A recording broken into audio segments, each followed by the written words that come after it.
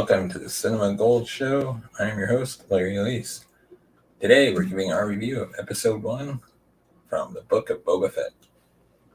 And as we continue to say goodbye to 2021, we take a look back and give our top 10 of the best comedy movies of the year.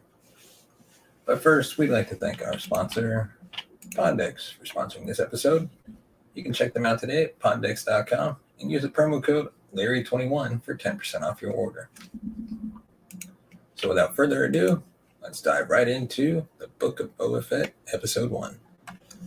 For a while now, December has been Star Wars time.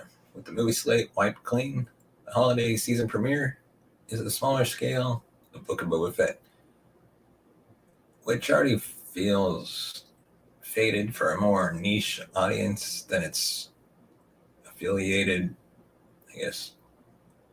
cousin, The Mandalorian, trading in the more universal story of an orphan warrior and his adopted baby for an introduction tied up in a whole host of other Star Wars lore. The Book of Boba Fett's competently crafted first episode feels like half a story.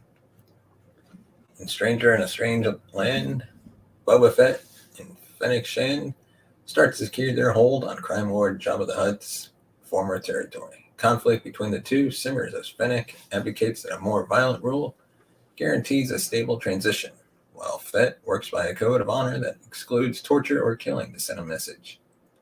No, this isn't the much colder Fett we met in the original trilogy, but he is scarred by the past.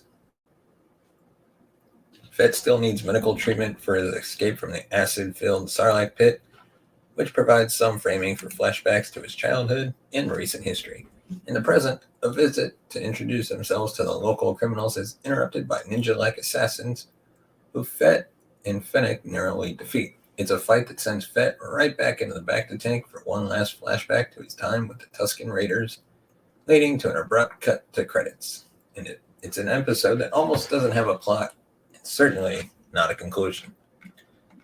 That said, there's clearly a lot of potential in this era. The Book of Boba Fett takes place 5 years after Return of the Jedi and just after the end of The Mandalorian Season 2.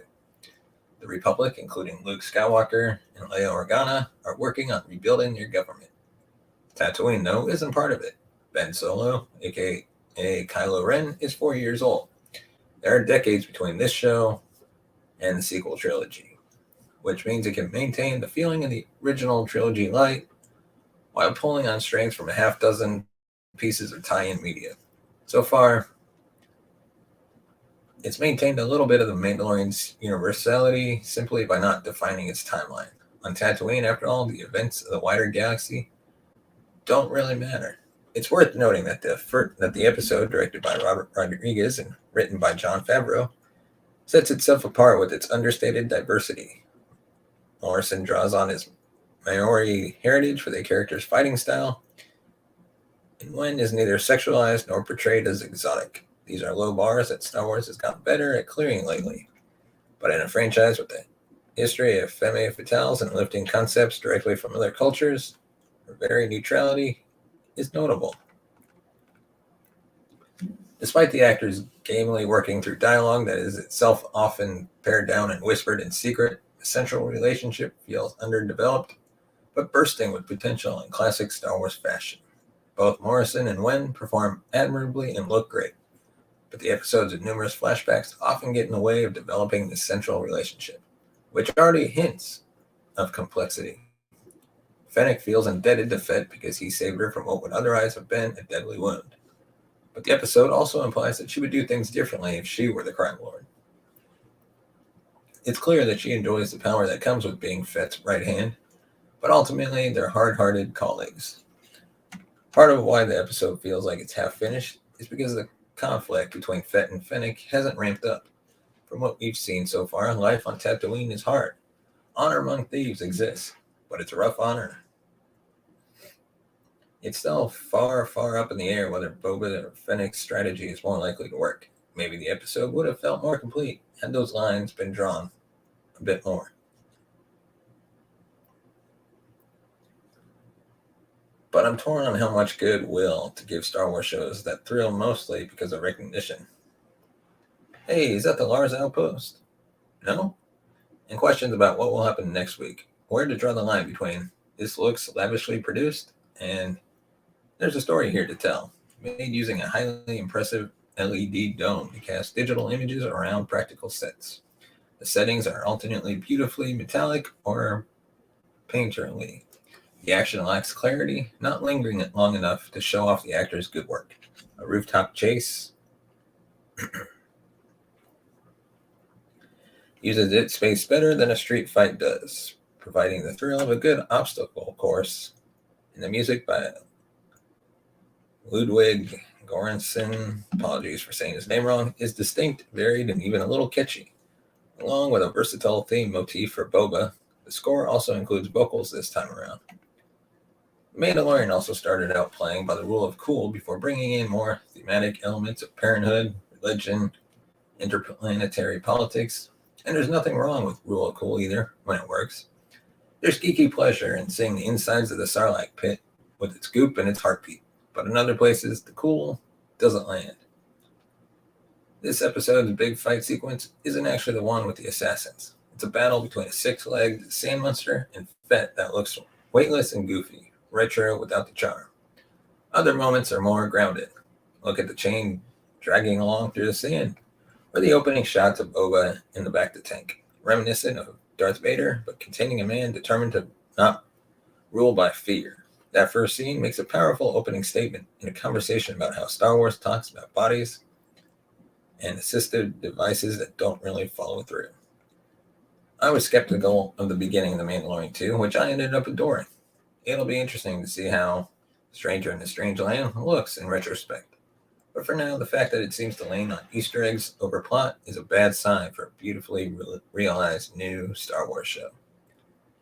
So I'm going to give this episode 2.5 out of 5 stars. And before we dive into the top 10 comedy movies of 2021, we'd like to announce the secret word of the day, or the week for this episode, is Boba Fett. Make sure you're writing these down. And if you're the first person to email me at larry@cinema-gold.com with all 5 words, you can win a pair of Raycon earbuds. And now let's get into the top 10 comedy movies of 2021. In 2021, a year after the COVID pandemic started, everyone was looking for a reason to continue to have hope and laugh. And as theaters reopened globally, comedy films gave a reason to come out and laugh in front of the big screen again. Movies that were supposed to be released years ago saw the light of day, while new ones unexpectedly stole the hearts of moviegoers. The range of films that came out this year was wide, ranging from stale dad jokes to romantic comedy beefed up into something new for the 2020s. Some might have found some solace in Wes Anderson's The French Dispatch and its quirky visual storytelling, or a classic Ryan Reynolds or John Cena movie that brings characters known and loved back. Whatever one's taste is, they could have found something for them. But these are the best comedy movies that made me laugh in 2021. Starting with number 10, Vacation Friends. 2021 wouldn't be the same if the world wasn't graced with Vacation Friends, or any other John Cena movie for that matter. Couple Marcus and Emily are on vacation to Mexico when Marcus's plan to propose to her goes awry. He decides to propose in a hotel lobby where they meet another couple, Cena and Meredith Agner, who seem a little too carefree and wild. Vacation Friends manages to turn a buddy comedy film into something with substance. Its characters are fleshed out, and it has an actual storyline that's surprisingly good. The movie also offers the perfect mix of comedy and seriousness, enhanced by the outstanding performances by its actors. Which I do have to give credit to John Cena, which I wouldn't put him as one of the best actors compared to like wrestlers turned to actors like The Rock. I feel like The Rock does a much better job at acting, but Cena's getting a little better over the time. Number 9, probably one of the most controversial movies I've seen people talk about over the last week or so, is Don't Look Up. And I actually enjoyed it. It was entertaining, and it really made you think. As the world slowly seems to rot around us, Don't Look Up is an escape that almost makes anyone forget it's based on reality.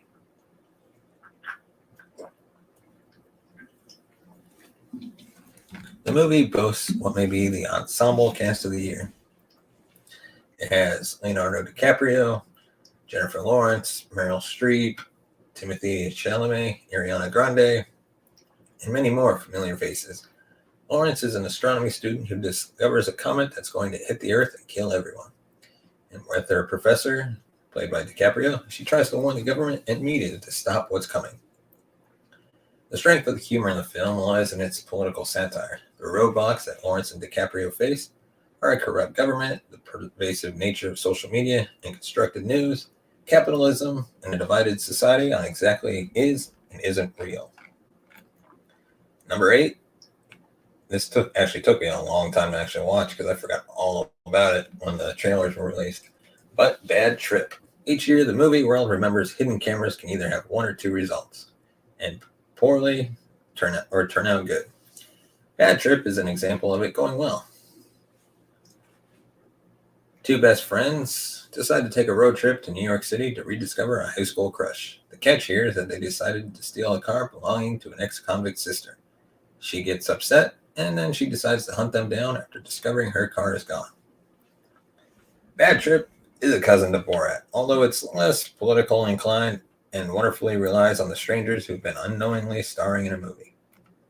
Number 7, Barb and Star go to Vista Del Mar. Two middle-aged Midwestern women have decided they've had enough of Nebraska. They're going to leave and go on vacation for the first time. And naturally, they've chosen to go to Florida. But everything starts to go south when a native to the area, traumatized by childhood bullying over pale skin, decides to concoct an evil plan to kill everyone. Barb and Star go to Vista Del Mar is unapologetic about what it's about and doesn't take itself seriously.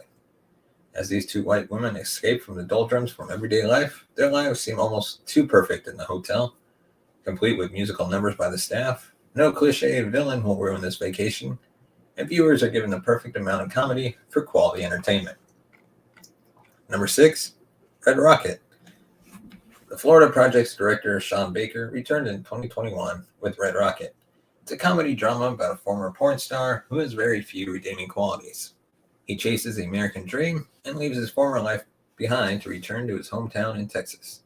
However, he's extremely unlikable, his ex-wife wants nothing to do with him, and his shamelessness is hilarious to watch. Some might think that this man has some redeeming qualities, but as the movie progresses, it shows he has a one-dimensional personality, and the viewer begins to root against him and his exploits. Number 5, Love Hard. Romantic comedy movies have discovered dating apps, which has led screenwriters down an entirely new rabbit hole. Love Hard is a product of that new obsession. A dating column writer is a serial dater. She uses all of her dating app adventures for her writing endeavors. She finds what could be the one on the other side of the country. However, when she comes to meet him for Christmas, she finds out that she's been catfished. It's a funny movie, but it also has some wholesome moments. It teaches that appearances aren't everything when it comes to finding true love, nor is it intentional at the end of the day. Number 4, Ghostbusters Afterlife. The most recent installment in the Ghostbusters series, Ghostbusters Afterlife, is set 32 years after the events of Ghostbusters 2. Egon Spengler, one of the original members of the Ghostbusters, has left his farm to his daughter and her 2 children. There, the children discover the equipment used by their grandfather and accidentally let loose a ghost, leading to catastrophic events. While this is a Ghostbusters film, it holds up respectfully to its predecessors, while managing to sneak a few jokes in here and there. All in all, it's an enjoyable movie that breathes life into a classic series. And definitely way better than the female reboot of Ghostbusters. Number 3, North Hollywood. Named after a neighborhood in Los Angeles, this movie is a coming-of-age story about a young man who has a decision to make. He can follow the footsteps and dreams paved out for him by his father, or he can follow his dreams of becoming a professional skater. Its premise is simple, but allows the story to develop and flow realistically. Solid performances, visually appearing cinematography, and well-timed comedic scenes made this film an unforgettable and touching experience. And before we get to number 2, we'd like to remind you to hit that subscribe button, give us a like, and if you want to support the show, you can buy us a coffee at buymeacoffee.com/cinemagold. Your support will help the channel grow, bring in new and better content. We can hire out some hosts, bring in new shows, launch new shows, create new shows. All in all, just help make the show, the podcast, even better. But number 2, it was tough to really. This could have been considered in the top comedy movie of the year, but one more took it down a notch. Ryan Reynolds is back with number 2, Free Guy. He showed up ready to serve one of the most entertaining performances of the year. Guy is a non-playable character in a video game just trying to live his best life. He doesn't know that he's in a video game and works as a bank teller. When someone from the outside world tries to get his attention, the world as he knows is turned upside down forever. Free Guy is a chaotic but fun ride, an experience that feels like a homage to its non-comedic action movie predecessors like The Matrix. Strangely heartwarming, Free Guy is worthy of seeing at least once. I personally have seen it multiple times. And finally, number 1, Paul Thomas Anderson's Licorice Pizza. Paul Thomas Anderson's Licorice Pizza does not disappoint. 15-year-old Gary Valentine, Cooper Hoffman, has asked out 25-year-old Alana Kane, leading to an on-off dance of whether they're a couple or not. It's yet another coming-of-age story. But there's something intimate about Licorice Pizza. It seems almost like a play or musical visually unfolding on the screen. This was both of the actor and actress's first major acting roles, which is surprising when looking at the quality of their acting. This is a situation that seems outlandish, as we have this 15-year-old pursuing a woman 10 years older than him. But Anderson made it work, and it seems authentic. Because of this, audiences couldn't help to laugh along and be charmed by the movie.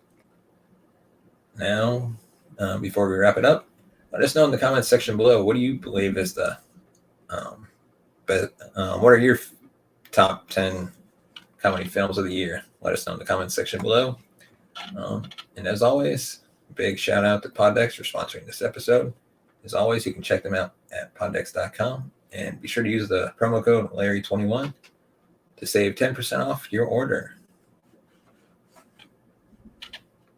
And thank you for tuning in and watching and listening. And we'll catch you next time on the Cinema Gold Show.